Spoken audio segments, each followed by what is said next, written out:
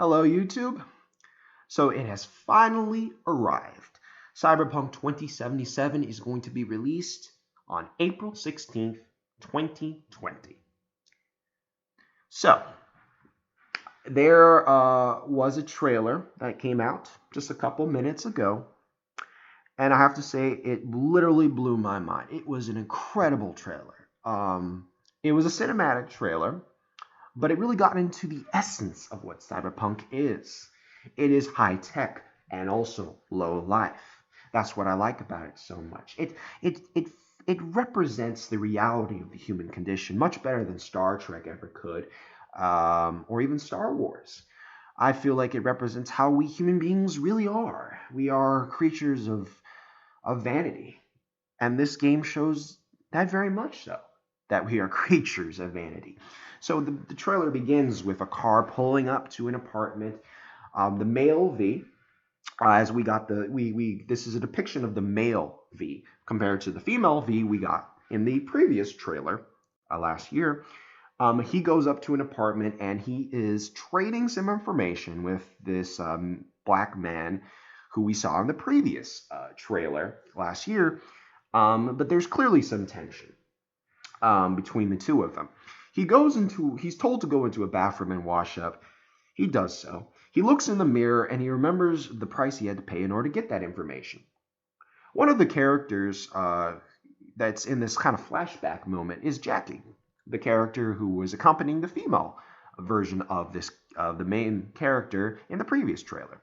So they have a heist. There's a huge firefight. They end up escaping in a car.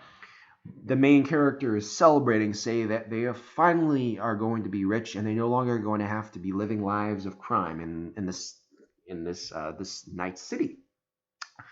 But he then realizes that his friend, his companion Jackie, was shot and is bleeding profusely. He tells a robot in the car to go to a clinic, but there's not enough time. Jackie ends up dying. So the main character is thinking about this while he's staring at the mirror, washing himself up. As he opens the door to go back into the main room in the apartment, he gets hit by one of the I think the black man's name is Dex. He's one of his thugs. His kind of punches the guy, and he has like these sharp swords that come out of his skin, augmented into his body. The main character is pushed up against a wall. Dex essentially tells V that you have caused us so much trouble, and that's when the moment comes when the main character breaks free of his of being constrained by this thug. He ends up killing that guy in a very brutal sequence, very brutal.